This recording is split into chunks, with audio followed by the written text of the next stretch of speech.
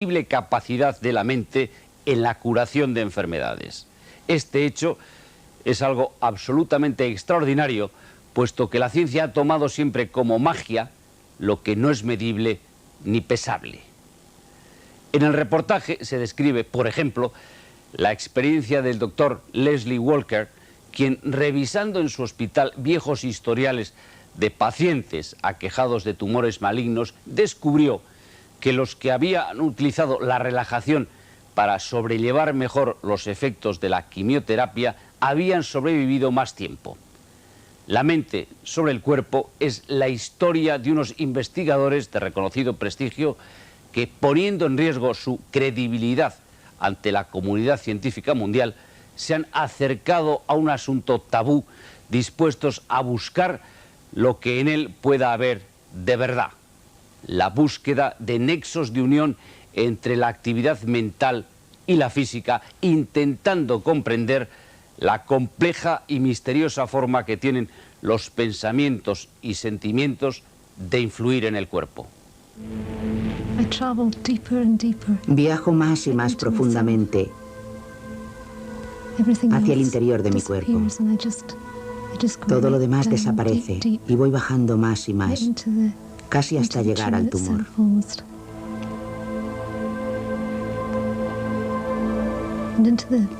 Y en medio de la oscuridad de este lugar, con ese monstruo grotesco y horroroso que casi puedo oler, se abre una puerta y entra esa maravillosa luz radiante. Con el resplandor de la luz, la oscuridad desaparece poco a poco, el tumor se hace más pequeño y la luz va aumentando.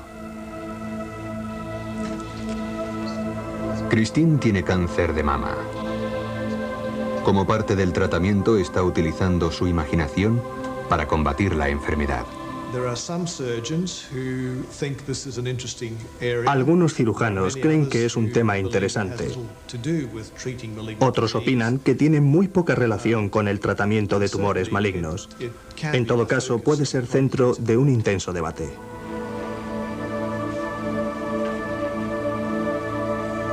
La mente sobre el cuerpo.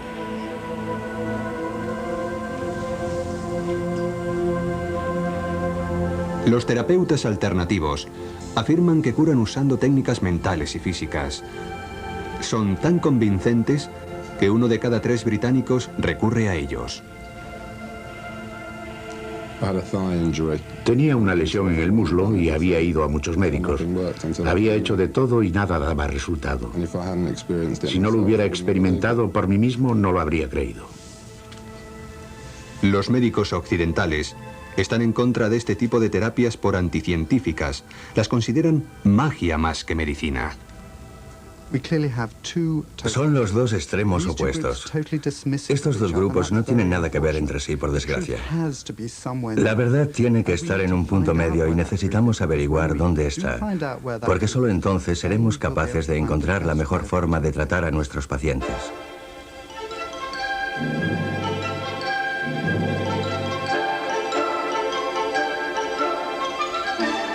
Para los científicos, el problema radica en que la medicina moderna depende de experimentos medibles, repetibles. Los científicos exigían pruebas de la existencia de algún vínculo entre la mente y el cuerpo. Con el tiempo, a medida que los investigadores descubrían cómo el cuerpo se autodefendía de la enfermedad, iban convenciéndose de que cuerpo y mente trabajaban por separado. Cada nuevo descubrimiento de la complejidad de nuestro sistema inmunitario no hacía más que confirmar esta separación. Por el microscopio podían observar cómo los glóbulos blancos o linfocitos del sistema inmunitario reconocían y atacaban bacterias y virus.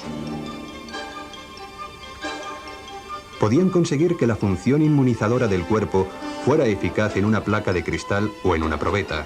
No era necesaria la presencia de paciente cerebro o mente. Para los científicos era la prueba absoluta de que la mente no estaba relacionada con la cura de la enfermedad. Lo curioso es que damos por hecho, en muchos aspectos, el efecto real que puede tener la mente sobre el cuerpo.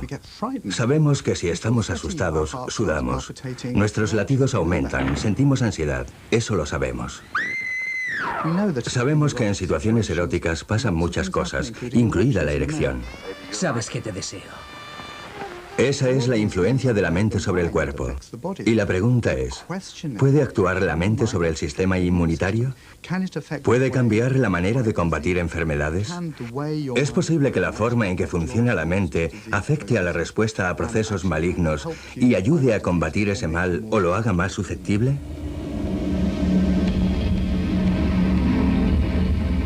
En los últimos 20 años ha ocurrido algo extraordinario. Los científicos han empezado a medir lo inconmensurable, la forma en que los pensamientos actúan sobre las células. Nuevos descubrimientos han echado por tierra la tradicional creencia de que la mente no tiene relación alguna con las defensas del cuerpo. Descubrimientos accidentales que están creando un nuevo e importante campo de investigación médica, la psiconeuroinmunología.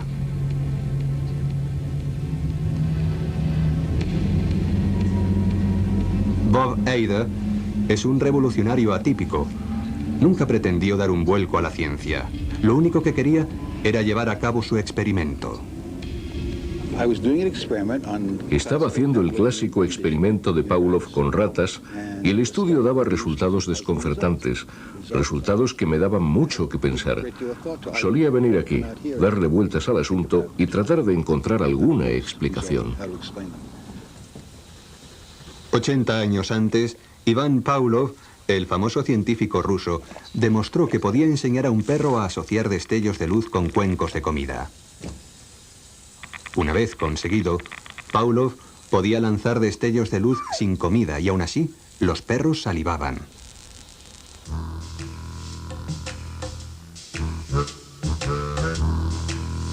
En 1975, Bob Hader dio de beber a sus ratas agua endulzada que les encantaba. Después les inyectaba una droga que les producía mareos, algo que odiaban. Las ratas asociaron el hecho de beber agua con sacarina con la sensación de mareo. Pero estaba ocurriendo algo imprevisto. Las ratas se morían. Las ratas se estaban muriendo de forma inexplicable y cuando los animales mueren en un experimento en el que se supone que no deben morir, significa que hay algo que escapa a tu control y eso me preocupaba. Hader se percató de que la droga que mareaba a las ratas producía un efecto adicional. Suprimía su sistema inmune. Descubrió que la explicación era muy sencilla. Al mismo tiempo que estaba condicionando su aversión a esta solución de sacarina, también condicionaba una supresión del sistema inmune. Debían sentirse más indefensas ante gérmenes, algún virus o algo que hubiera en el laboratorio. La teoría de Hader implicaba que, de algún modo, las mentes de las ratas tenían cierta influencia sobre su propio sistema inmune. Este descubrimiento tenía mucha lógica. Desgraciadamente, también era una provocación tras décadas de tradición médica y pruebas de laboratorio.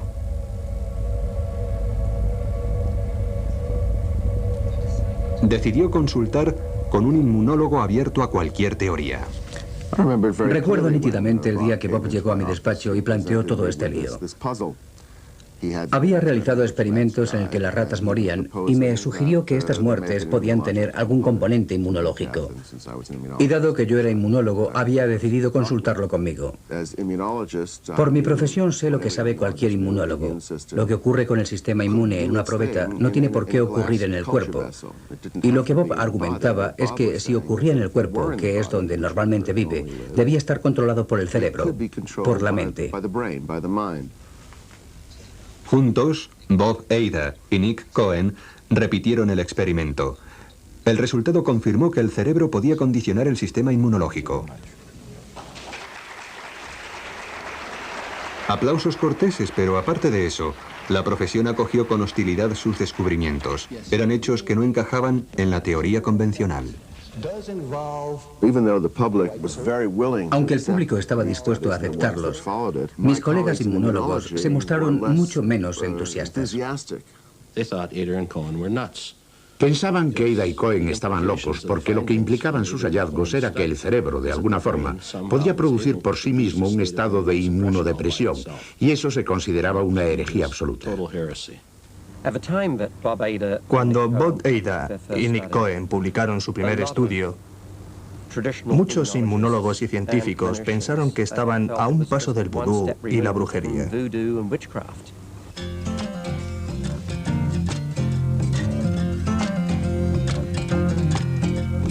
Al año siguiente, una nueva pieza encajó en el rompecabezas.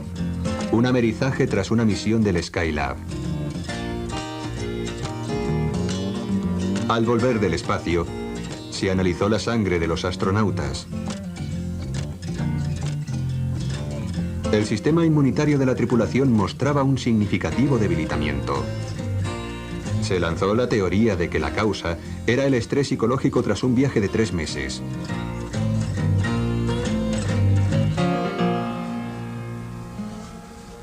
La noción de que el estrés podía afectar a las defensas del cuerpo fue un nuevo desafío al pensamiento ortodoxo. El estrés es algo mental. Y se suponía que la mente no debía tener el menor efecto sobre el sistema inmunitario. Solo a principios de los 80, un hecho luctuoso y un comentario casual en un restaurante pusieron a un inmunólogo y a una psicóloga, marido y mujer, sobre una nueva pista. Todo empezó tras la muerte de mi padre. Fue un trago muy amargo, muy triste. Una buena amiga me invitó a un restaurante para animarme. Durante la comida me dijo: mira, Ron, no olvides que hay ciertas pruebas de que durante más o menos un año después de la muerte de un ser querido se es más propenso a caer enfermo. Y me acordé de haber leído algo sobre ese tema. Así que aquel día, al volver a casa, hablé con Jan, mi mujer, y se lo comenté. Le dije que me parecía una conexión interesante, pero ¿cómo podía tener algún impacto sobre el sistema inmunitario? Cuando Ron me preguntó si el estrés afectaba a la salud, le dije que naturalmente.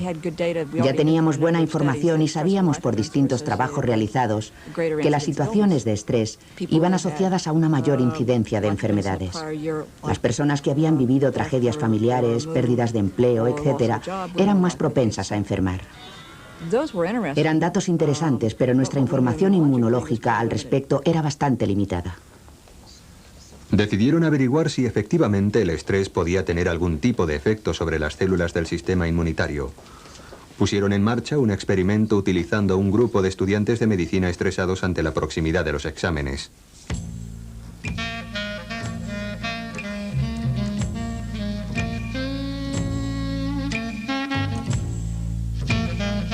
Les tomaron muestras de sangre y midieron la actividad de los linfocitos, glóbulos blancos clave en la defensa física contra la enfermedad.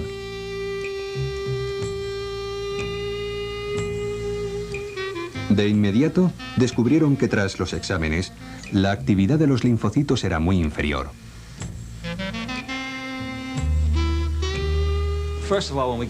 Al principio, cuando obtuvimos la prueba de que el estrés previo a los exámenes estaba modificando la respuesta inmunológica, yo no daba crédito.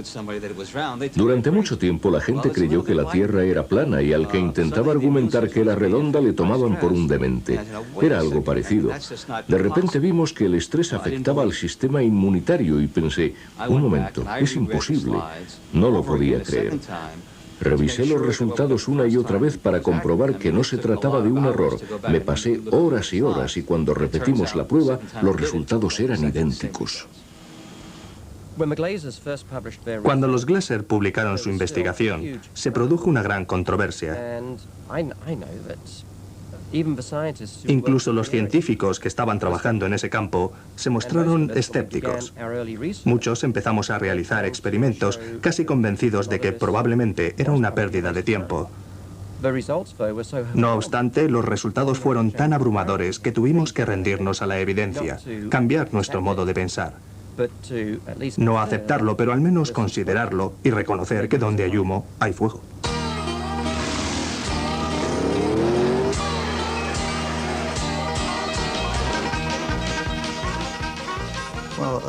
Fueron momentos muy divertidos, la verdad.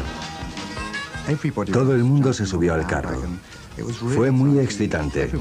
A todos les fascinaba que el estrés afectara al sistema inmunitario y se realizaron todo tipo de experimentos en aquella época. Yo, por ejemplo, me lancé en paracaídas, pero hubo muchos más: buceos, parapente. Uno de los más divertidos fue lanzar al mar a 20 noruegos en una lancha salvavidas para ver qué ocurría con sus hormonas estresadas y su sistema inmunitario.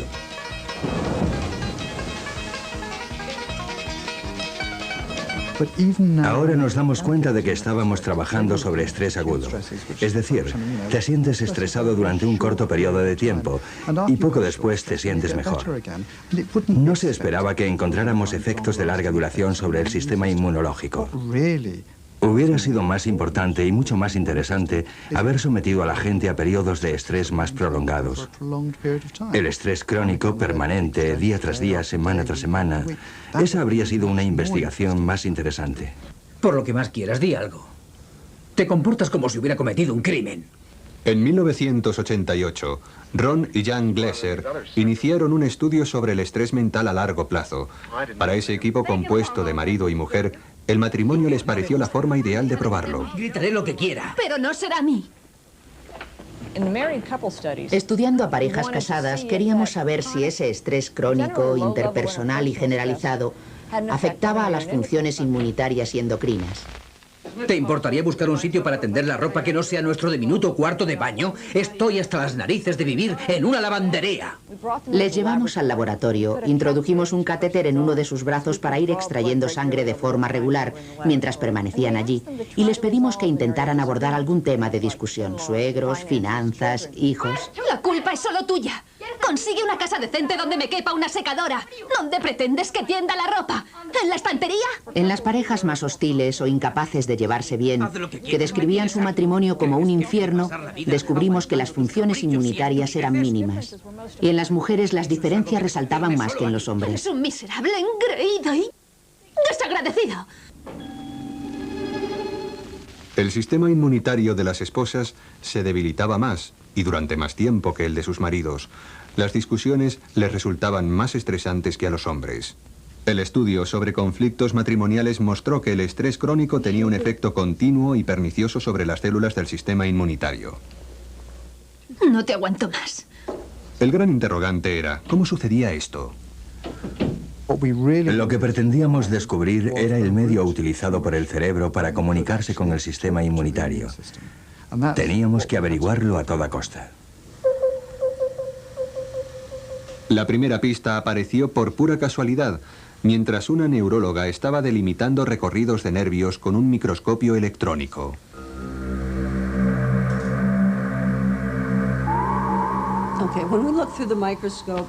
Cuando lo examinamos por el microscopio necesitamos un punto de referencia para no perdernos en este laberinto de membranas y células.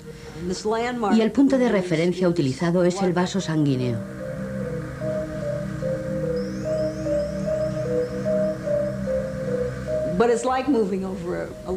Pero es como desplazarse por un paisaje buscando objetos ocultos, cosas que no has visto nunca. Es una especie de exploración. Un viaje por la jungla, si se quiere. La jungla del cuerpo humano, en este caso.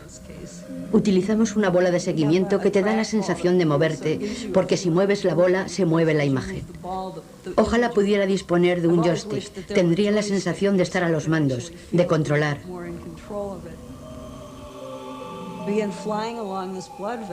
He recorrido este vaso sanguíneo en busca de terminales nerviosos.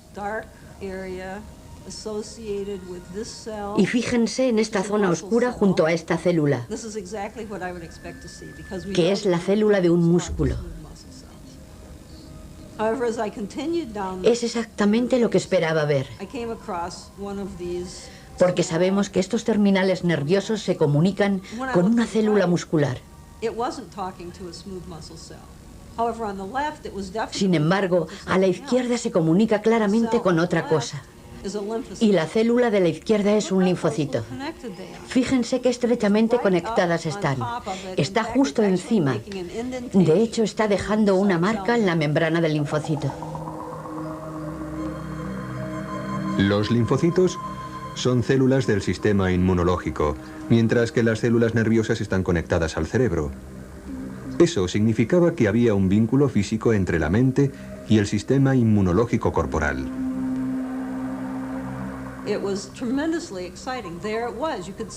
Fue algo increíble.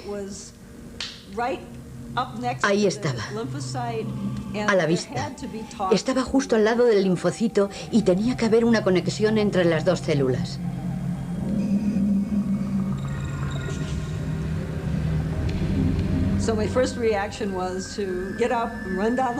Mi primera reacción fue levantarme, salir corriendo y decir a los otros miembros del grupo que vinieran a verlo, que ya lo teníamos, que por primera vez habíamos descubierto una comunicación directa entre los dos sistemas. Al principio la noticia fue acogida con cierto escepticismo. Se tardó en admitir que los terminales nerviosos desembocaban directamente en medio de células del sistema inmunológico. Había un concepto preconcebido que fue difícil de modificar. Nadie podía negar que el cerebro parecía conectado a los linfocitos del sistema inmunológico a través de los vínculos nerviosos, pero no había pruebas de que esta comunicación pudiera cambiar el comportamiento de los linfocitos.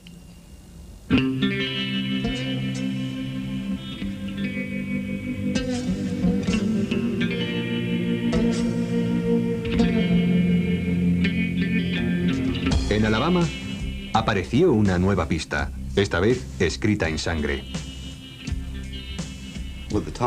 En la época en la que empecé a trabajar en este campo, la mayoría de los científicos tradicionales se mostraban algo reticentes al respecto, porque aunque sabíamos que la mente probablemente tenía cierto efecto sobre el sistema inmunológico mediante mecanismos como el estrés, no existía una explicación molecular, bioquímica y genética de cómo podía ocurrir este hecho. De forma que realizamos un experimento muy sencillo, consistente en tomar muestras de células sanguíneas periféricas de un ser humano e introducirlas en un cultivo, de forma que pudiéramos activarlas. Se trataba de imitar el funcionamiento del sistema inmunológico durante una infección vírica o bacteriana. Normalmente, cuando un virus o una bacteria se introducen en el cuerpo, los linfocitos del sistema inmunológico reaccionan creciendo, dividiéndose y creando anticuerpos para combatir la infección. En su experimento, Blaylock iba a añadir a esta mezcla una hormona cerebral, la ACTH. Sabemos que esta hormona cerebral, la ACTH, en situaciones de estrés, fluye hacia la sangre para alertar el cuerpo ante el estrés. Cuando introdujimos esta hormona cerebral, las células crecieron y se dividieron más lentamente y se inhibió su capacidad de crear anticuerpos. Esa era la prueba de que el cerebro y el sistema inmunológico hablan el mismo lenguaje químico, de modo que pueden comunicarse entre sí.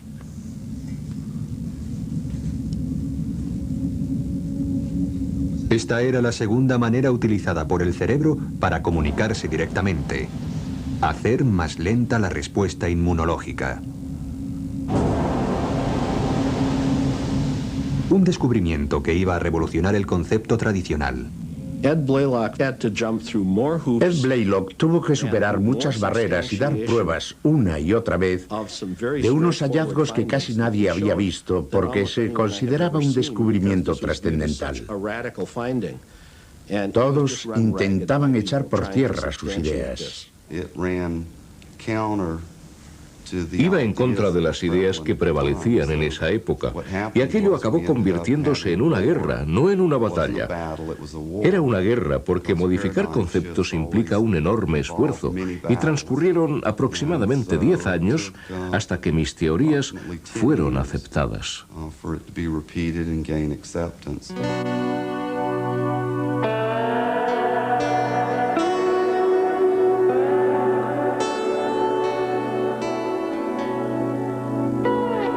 Mientras el colectivo científico empezaba a aceptar la evidencia de una conexión mente-cuerpo, la gente se aferró a los primeros estudios para justificar su creciente fe en la medicina alternativa y los curanderos.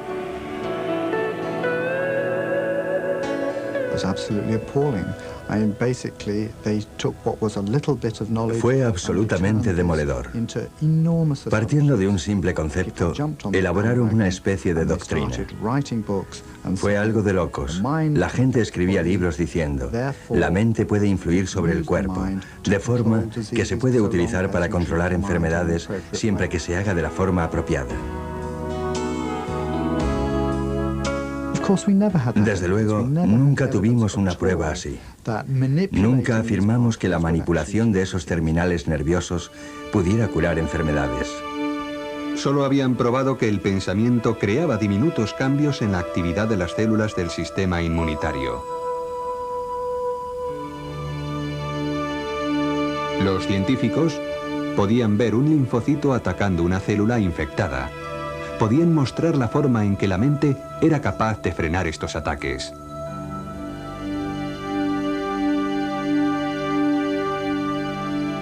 Pero nada probaba que esos rápidos cambios tuvieran algún impacto sobre la enorme complejidad de todo nuestro sistema inmunitario y su capacidad para combatir enfermedades.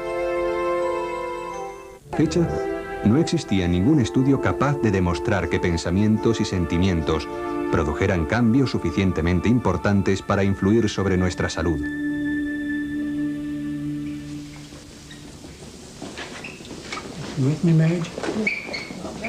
Pero todo esto iba a cambiar con la historia de Franklin y Mage. Llevan felizmente casados durante 51 años. Pero ahora Mage tiene Alzheimer. Vamos, levante la cabeza todo lo que pueda. No puedo. Claro que puedes. No, me duele mucho. Es incapaz de hacer nada por sí misma y es su marido quien la cuida. Vamos, levante la cabeza. No, me duele. Cuidar cada minuto del día de su mujer es un constante esfuerzo para Franklin.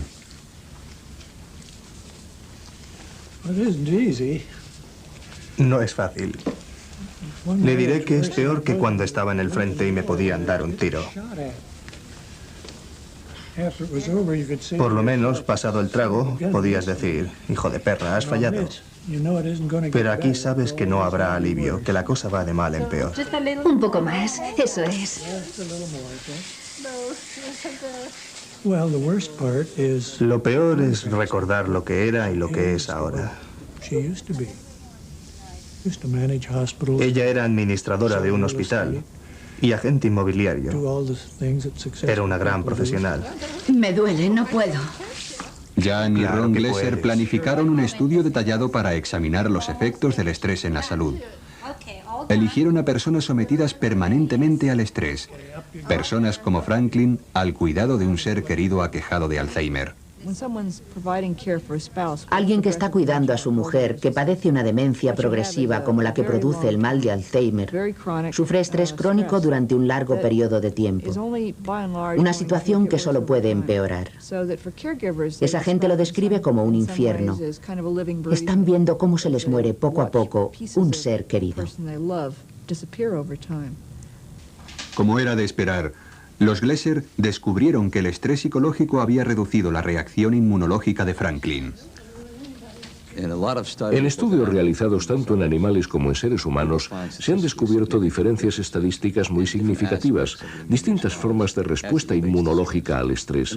Y eso es muy interesante, pero lo realmente importante es preguntarse si esos cambios son lo bastante importantes como para afectar a la salud, si son tanto biológica como estadísticamente significativos. Se prosiguió el estudio para intentar descubrir si un alto grado de estrés y un debilitamiento de la función inmunitaria se aliaban para impedir la capacidad de autocuración del cuerpo. Se infligieron pequeñas heridas idénticas en los brazos de todos los voluntarios. Los Glesser calcularon el tiempo que tardaban las heridas en curarse. Descubrieron que en el caso de gente muy estresada, como Franklin, el tiempo de curación era un 24% superior, Al fin quedaba demostrado que el estrés podía reducir la capacidad de inmunización hasta el punto de afectar a la salud. Aquí tenemos el estrés. Y sabemos que puede afectar al sistema inmunitario, que a su vez puede influir en los virus y en el desarrollo de infecciones graves.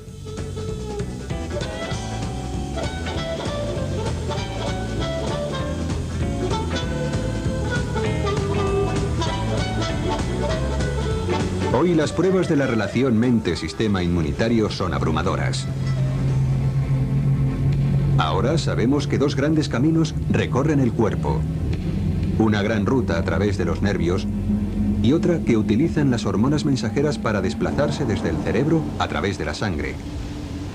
La creencia generalizada es que son estas hormonas las que mayor efecto producen sobre el sistema inmunitario. Activado por el estrés, el cerebro interviene por vía hormonal. Primero, el hipotálamo transmite mensajes químicos y eléctricos a la glándula pituitaria. A su vez, la glándula pituitaria envía la hormona ACTH a las glándulas de adrenalina, estimulando cada una de ellas para que emitan una treintena de mensajeros químicos. Uno de estos mensajeros es el cortisol. Mediante esta gran ruta que atraviesa el cuerpo, el cerebro percibe el estrés y el resultado final es un aumento de cortisol en la sangre. Esta hormona tiene muchas y complejas funciones en el sistema inmunitario. Hace cosas como introducirse en los linfocitos, cambiar el número de linfocitos y modificar su función, lo que tiene mucha influencia sobre el sistema inmunitario.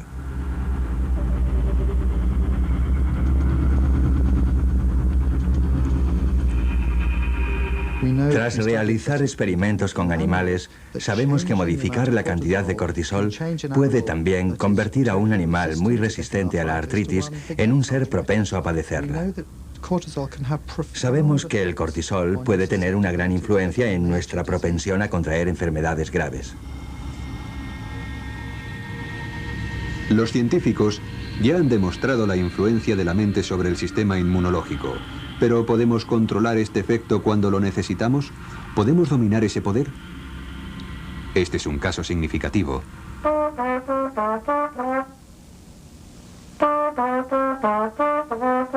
Merit Fliss padecía lupus, una enfermedad en la que el sistema inmunológico está sobreactivado. Sus anticuerpos se volvían contra ella, atacando sus tejidos y órganos. Cuando le sobrevino por primera vez, Merit tenía 11 años. Los médicos le recetaron drogas potentes para contener esta autodestrucción. Pero la medicación tenía efectos secundarios muy desagradables. This picture was when I was in like the 8th grade, I believe. Esta foto me la hicieron cuando estaba en octavo, creo. Me inyectaban unos 80 miligramos de esteroides al día porque no sabían qué hacer. Así que se decidieron por los esteroides. El resultado fue que se me puso cara de torta. Y además empecé a perder pelo. Cada mañana, desayunando, veía cómo caían pelos en el plato. O me levantaba y la almohada estaba llena de pelos, como si tuviera 70 años. La verdad es que los efectos de la medicación me aterraban.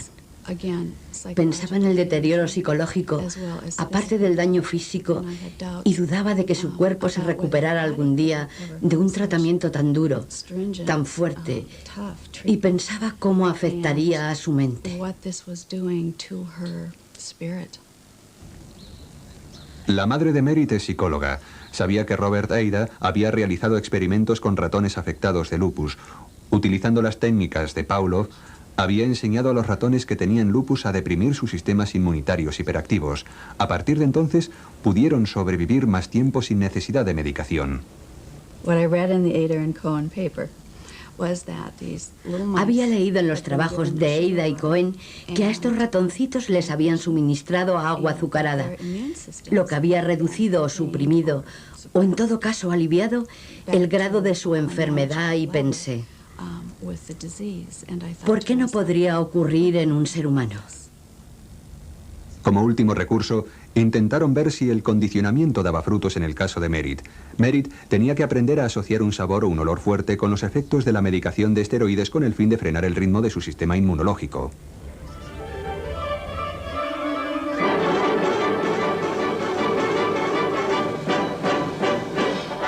El experimento parecía funcionar.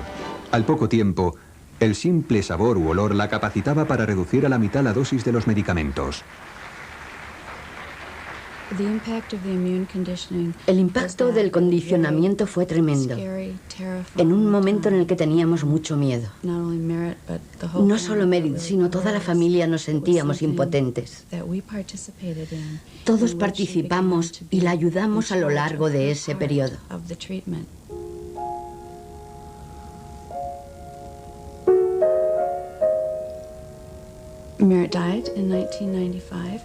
Merritt murió en 1995, el día de San Valentín, de un ataque al corazón. El ataque al corazón lo precipitó una simple oclusión arterial, un efecto secundario de la medicación que intentábamos ir reduciendo.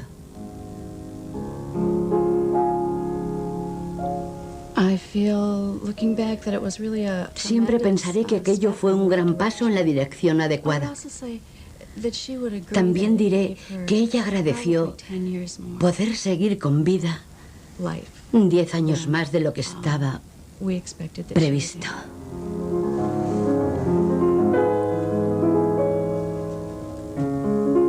Merritt pudo prolongar su vida utilizando la mente para reducir la actividad excesiva de su sistema inmunológico. Pero seguía sin existir una prueba de que la mente pudiera hacer lo contrario, es decir, activar un sistema lento hasta lograr un equilibrio saludable.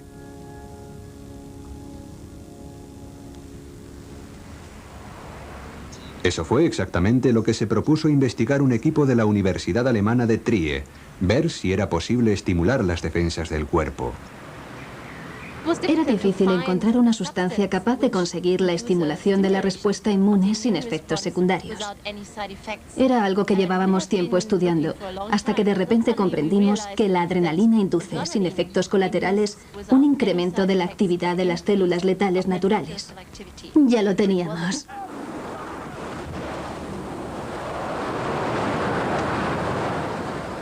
Cuando algo nos produce alarma o excitación, el cuerpo segrega adrenalina. Un experimento con buceadores había demostrado que la adrenalina incrementa la actividad de las células letales, un elemento clave de nuestro sistema de defensas. El grupo de alemanes quería saber si se producía el mismo incremento mediante el condicionamiento. Es decir, ¿podría la mente estimular la respuesta inmune?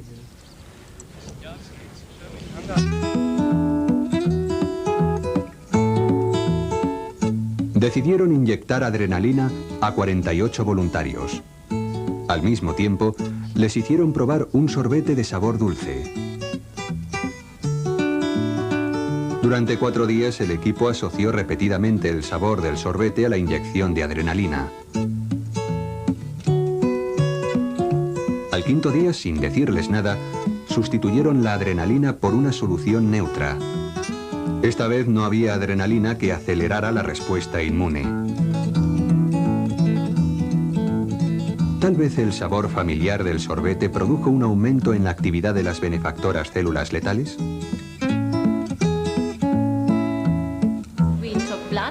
Extrajimos sangre a los voluntarios y lo que se ve con toda claridad... Un momento. Aquí lo tienen. Hay que tener cuidado. Aquí pueden ver la muestra que tomamos antes de darle la sustancia dulce. Y aquí, la que tomamos después. Y como ven, aquí hay un número normal de células. Aquí pueden ver los glóbulos rojos y aquí los glóbulos blancos, los hemenocitos. Y comparando ambas bandas, vemos que el tamaño de esta casi dobla el de esta otra. Eso significa que la mente aprendió la respuesta produciendo un aumento de la actividad de las células letales e incrementando la respuesta.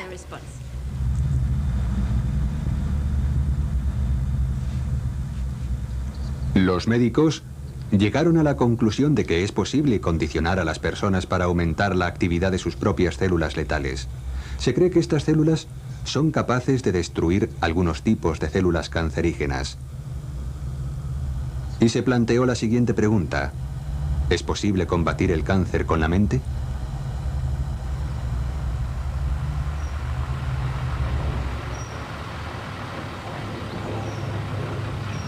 Hace 3 años, a Christine Mitch le dijeron que tenía cáncer de mama. No me dijeron, tiene cáncer, sino, se trata de un tumor maligno. Lo primero que piensas es, me voy a morir, porque no entiendes nada. Y de inmediato te pones en lo peor y piensas que te vas a morir y será una muerte horrible. Tenía 3 hijos pequeños y me decía, mis hijos me necesitan.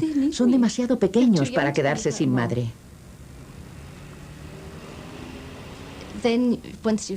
Después, pasado el momento de pánico, piensas, bien, ¿y ahora qué pasa?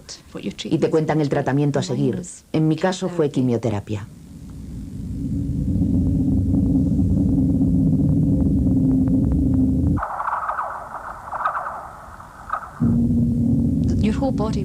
Todo dentro de ti te dice, no vayas.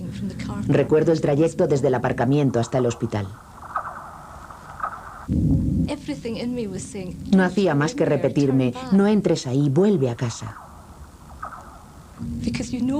Porque sabes lo que te espera y cada vez será peor. Y cuando te inyectaban la quimio, notabas algo que se deslizaba desde la garganta hasta la ingle.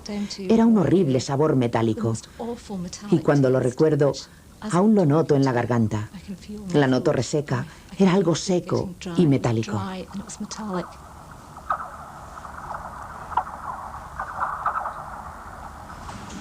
Hace 16 años, en el centro Aberdeen's Royal, el doctor Leslie Walker decidió intentar ayudar a sus pacientes aquejados de cáncer a reducir los terribles efectos secundarios de la quimioterapia, enseñándoles a relajarse.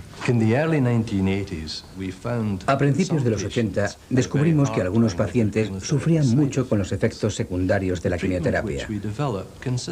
El tratamiento que pusimos en marcha consistía en enseñar al paciente métodos especiales de relajación.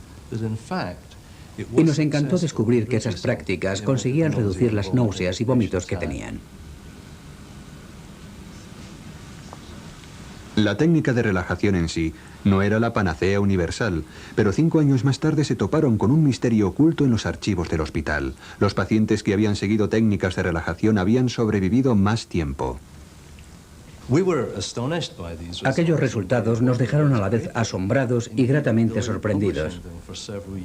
Retrasamos su publicación varios años porque creíamos que debía haber algún fallo en los análisis, pero los revisamos uno a uno y comprobamos que no se trataba de ningún error. Una vez más, los médicos llegaron a una conclusión inesperada. Una simple relajación ayudaba a prolongar la vida de los pacientes, aunque no los curaba. Al doctor Walker le seguía preocupando que los resultados fueran solo una casualidad. Decidió repetir el experimento. Mira, Leslie, aquí lo ves. Es un tumor muy grande, una zona densa. Y aquí están los bordes. Sin embargo, observando las mamografías tomadas tras la quimioterapia, el tumor ha desaparecido por completo. El doctor Walker, psicólogo, formó equipo con un cirujano, el profesor Ehrimann. Investigaron si la relajación y la imaginación podían ayudar a evitar que las células cancerígenas de la mama siguieran extendiéndose una vez extraído el tumor mediante el tratamiento convencional, quimioterapia y cirugía. Soy muy consciente de las limitaciones de la cirugía en casos de enfermedad avanzada. Y a pesar de otros tratamientos como la radioterapia y la quimioterapia, sabemos que algunos pacientes siguen muriendo a causa de una metástasis. Por eso nos interesa explorar otros caminos y muy en particular nos interesa explorar la capacidad de las propias defensas corporales para combatir los tumores malignos. 96 mujeres se sometieron a la prueba. Todas habían recibido el tratamiento convencional para eliminar sus tumores, quimioterapia, cirugía y radioterapia. La mitad de estas mujeres dedicaban cada día un tiempo a imaginar que atacaban a su cáncer.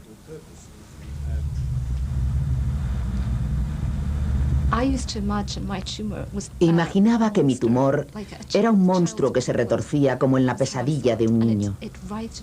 Estaba en una jaula. Se retorcía e intentaba escapar de aquella jaula. Para mí era muy importante, porque lo que más me horrorizaba era que ese tumor se extendiera. Se trataba de que ese monstruo jamás pudiera salir de aquella jaula.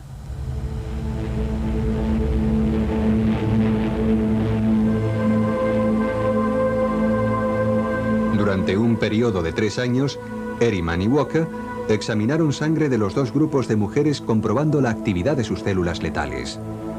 Se supone que estas células ayudan a evitar que se extienda el cáncer de mama. Los resultados fueron apabullantes. Descubrimos cierto número de diferencias inmunológicas entre los dos grupos. En las pacientes que practicaban relajación e imaginación, vimos que algunos de los linfocitos que suponemos vitales para atacar y destruir el cáncer habían aumentado. Estas dos células letales están atacando una célula cancerígena.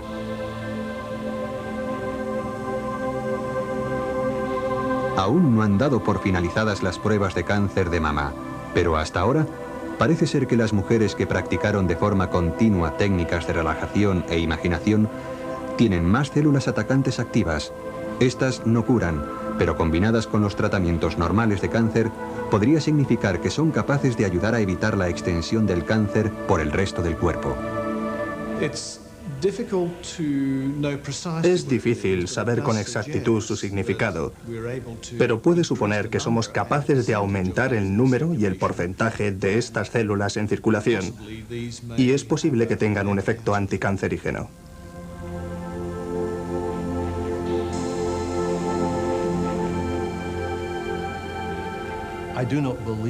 No creo que este experimento demuestre que la relajación y la imaginación curen el cáncer. Por el momento no creo que hayamos llegado a ese punto. Pero lo que sí creo, y los hechos lo han demostrado, es que estos métodos pueden mejorar la calidad de vida tras el diagnóstico y durante el tratamiento. Sus efectos biológicos a largo plazo y en términos de enfermedad, hoy en día, aún los desconocemos. Creo que de aquí a 3 o 5 años, cuando volvamos a evaluar a los pacientes, estaremos en situación de saber si estos cambios y su alteración gracias a la relajación y a la imaginación dan resultados beneficiosos a largo plazo en pacientes aquejados de cáncer.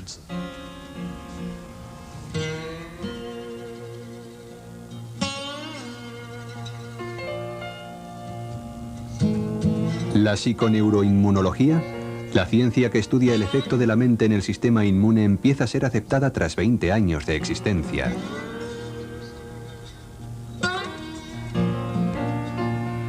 Los científicos siguen intentando comprender la compleja y misteriosa forma que tienen nuestros pensamientos y sentimientos de influir en el cuerpo.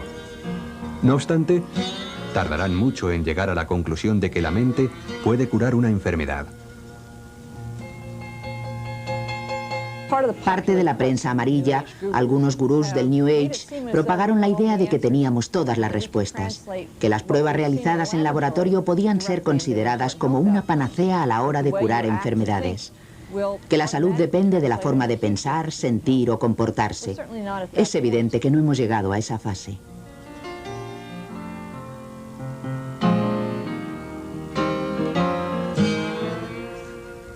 Podríamos terminar diciendo que no hay pruebas de que la mente pueda curar enfermedades. Sí, hay hechos que muestran que la mente puede alterar el avance de la enfermedad o la susceptibilidad ante la enfermedad. Y eso ya tiene por sí mismo una enorme importancia y es algo que vale la pena investigar.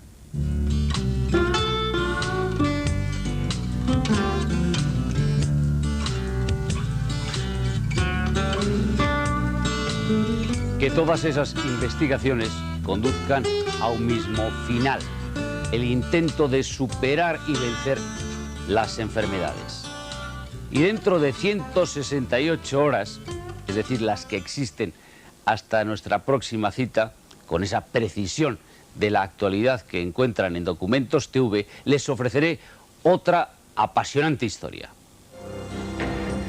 Cosa Nostra, Drangheta, Camorra Todos ellos son grupos que forman parte de un mismo fenómeno, la mafia, la sociedad secreta que empezó aquí en Sicilia hace más de 100 años.